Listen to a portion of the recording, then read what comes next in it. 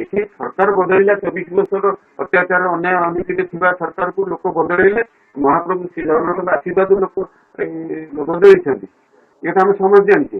ଆଜି ମୋହନ ମାଝୀଙ୍କ ନେତୃତ୍ୱରେ ସୁନ୍ଦର ଭାବରେ ସରକାର ଚାଲିଛି।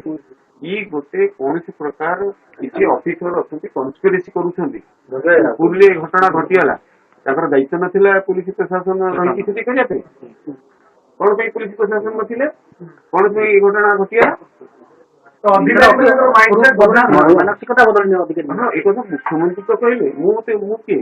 ମୁଖ୍ୟମନ୍ତ୍ରୀ ବା ଆପଣଙ୍କ ସମୂହ ଘୋଷଣା କରିଛନ୍ତି ତାଙ୍କର ସମ୍ମିଳନୀରେ ଯେ ଏମିତି କିଛି ଅଫିସର ଅଛନ୍ତି ଏବେ ବି ବିଗତ ସରକାରର ମାନସିକତାର ଅଛନ୍ତି, ବଦଳି ନାହିଁ, ତୁରନ୍ତ ବଦଳି ଯାଆନ୍ତୁ। ମୁଁ ମତେ ସରଳ ଭାବନ୍ତୁନି ଆଦିବାସୀ ବୋଲିକି।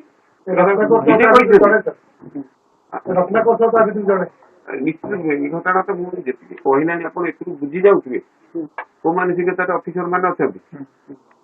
ଆମେ କାମ କରୁଛୁ, ପ୍ରତ୍ୟେକ ଲୋକଙ୍କୁ କାମ କରୁଛୁ। ଏଠି ଜଗନ୍ନାଥ ତା ଘର ପାଇଁ କାମ କରୁନି। ନା ନା, ଏ ପ୍ରକ୍ରିୟା ବିଜୁ ବାବୁ କହିଥିଲେ।